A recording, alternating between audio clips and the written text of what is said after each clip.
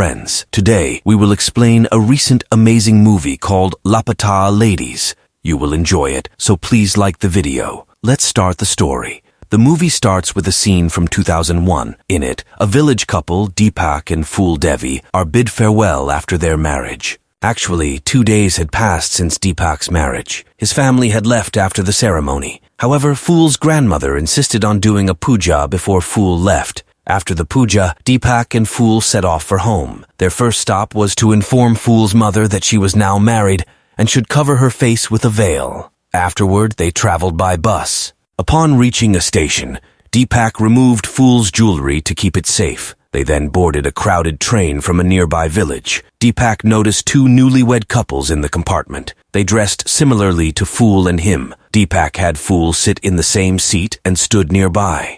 During the journey, the groom named Pradeep called his mother. She inquired about Deepak and Fool's dowry. She boasted about the gifts her family received. Despite Pradeep's mother's questions, Deepak stayed silent. This prompted her to insinuate that Deepak might be at fault. Eventually, Deepak found a seat. Later, when Deepak needed to use the restroom, he informed Fool. As the train stopped at a station, a crowd boarded, causing Fool to end up by the window. Pradeep then joined them, and due to the crowd, Deepak had to sit on the side. Deepak's stop arrived at night, so he hurriedly located Fool. Sensing the urgency, he escorted Pradeep's wife, who mistook him for her husband due to her veil, off the train. Despite realizing the mistake, she chose not to disclose it and followed Deepak. Later reveals the reason for her actions. Upon reaching his village, Deepak was joyfully welcomed by his friends with a band. He happily went home with his wife. Then Deepak's mother performed arti for both of them and asked the bride to lift her veil. However, to everyone's shock, it wasn't Fool. A girl named Pushpa had come with Deepak by mistake. Due to the veil and darkness, nobody had realized the mix-up until then.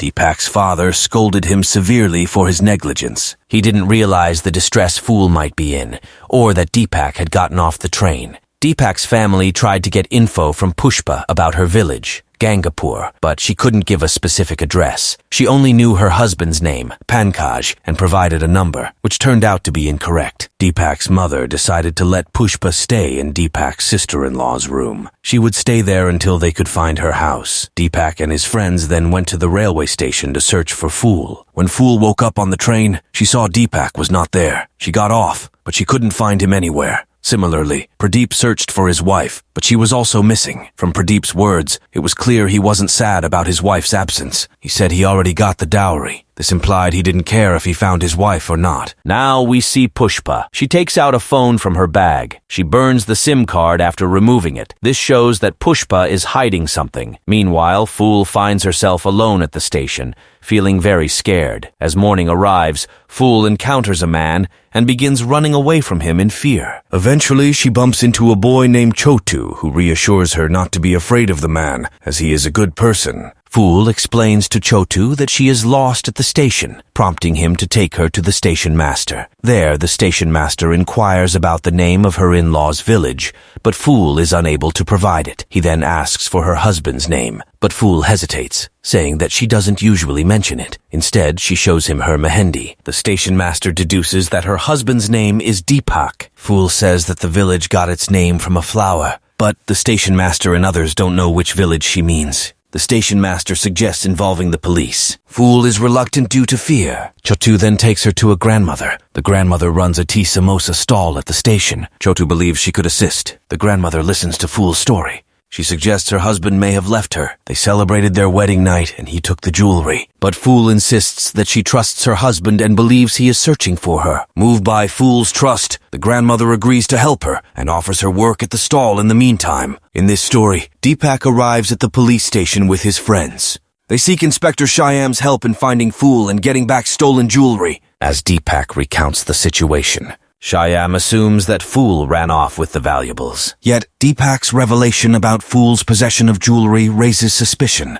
Deepak gives Fool's photo to aid the investigation, but Shyam noticed the gungru in the image. He joked at Deepak's expense. Despite the mockery, Shyam tells Deepak to bring Pushpa to the station the next day. He aims to resolve the case. The challenge lies in identifying Fool. Meanwhile, another person, Pradeep, files a missing person report for his wife. His past marriage, marked by tragedy, reveals this. The unresolved nature of his first wife's death casts a shadow. It hangs over the current situation. Upon returning home, Deepak hears rumors of Pushpa's disappearance, but she reappears later and says she was at a temple. Deepak informs her of the upcoming police visit, inciting fear in Pushpa. At the police station, Shyam discovers a parallel case from a neighboring village. It involves a girl named Jaya. He links it to Pradeep's case. The similarities prompt suspicion of foul play. In short, Deepak seeks to recover stolen jewelry and find Fool. His quest intersects with Pradeep's missing person report. This reveals a complex web of relationships and potential wrongdoing. Inspector Shyam's investigation into both cases finds connections. It also raises questions about the truth behind the disappearances. This continuation is about Pushpa. At night, she puts a new SIM card in her phone. This suggests secret communication with an unknown person. The next day, despite her grandmother's advice, Fool remains firm. She won't tell the police. She believes her husband will come for her. Meanwhile, Pushpa becomes friends with Deepak's sister-in-law. She reveals the sister-in-law's hidden passion for drawing. She had given it up after marriage. The discovery of a tattoo bearing the name Jai on Pushpa's hand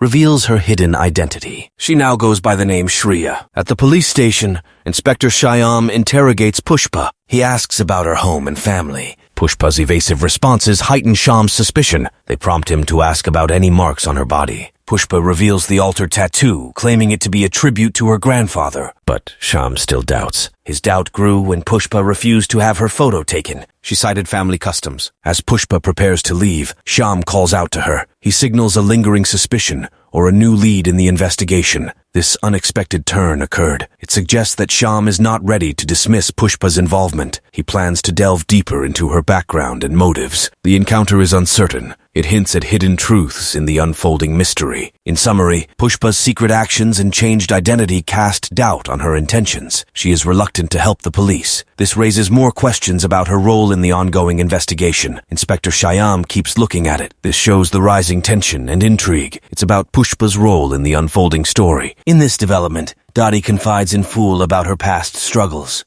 She reveals her choice to expel her abusive husband and son and live alone. The next day, Fool showcases her cooking skills. She makes Kalakan sweets at Dottie's stall. Customers praise them and she sells the whole batch. As days pass, Inspector Shyam begins tailing Pushpa to watch her. He uncovers her sale of jewelry and acquisition of money. Conversations with acquaintances reveal Pushpa's education and agricultural expertise. Meanwhile, Deepak tried to seek help from a local politician to find his missing wife. But the politician betrays him. The politician colludes with kidnappers while pretending to help. Deepak's nephew finds Pushpa's phone by accident. This leads to a brief interaction where Pushpa encourages the boy's artistic talents. Later, Pushpa consoles Deepak during a drunken episode. He expresses anguish over Fool's disappearance. The next day, Pushpa tells Deepak's sister-in-law to keep key details secret. She hints at a secret plan, but the situation changes. A fax arrives at the police station. It identifies Pushpa as Jaya and accuses her of crimes.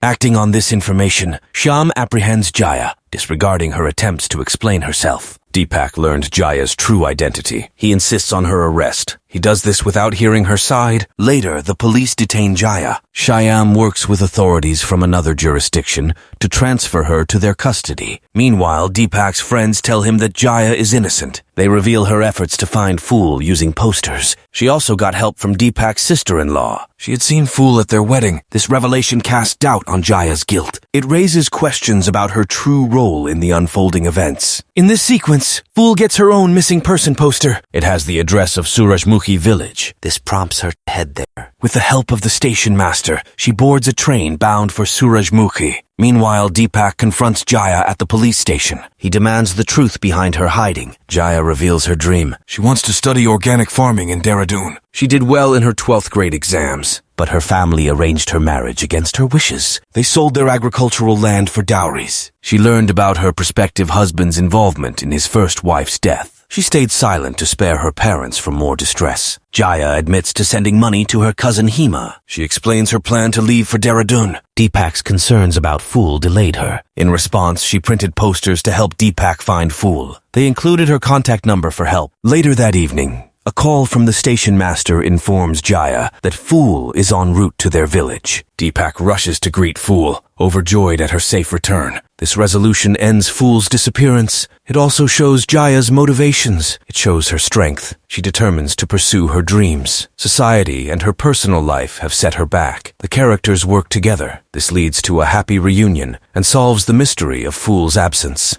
Afterward, Pradeep tries to get Jaya back from the police station. He offers hush money to cover up the incident. Yet, Inspector Shyam intervenes, asserting Jaya's right to choose her own path. When Pradeep resorts to violence, Shyam reprimands him and warns against further harassment. Jaya asserts her independence, refusing to return with Pradeep. Shyam returns Jaya's seized jewelry. He encourages her to study in Dehradun. As Jaya leaves for Dehradun, Deepak's friend Manohar confesses his feelings to Deepak. He expresses a desire for continued correspondence. The movie ends with Jaya's trip to Dehradun. It leaves audiences with social messages and comedy. This film resonates with viewers for its thought-provoking themes and humorous elements. Feel free to share your thoughts on the movie in the comments. Also, suggest which movie you'd like to see explained next.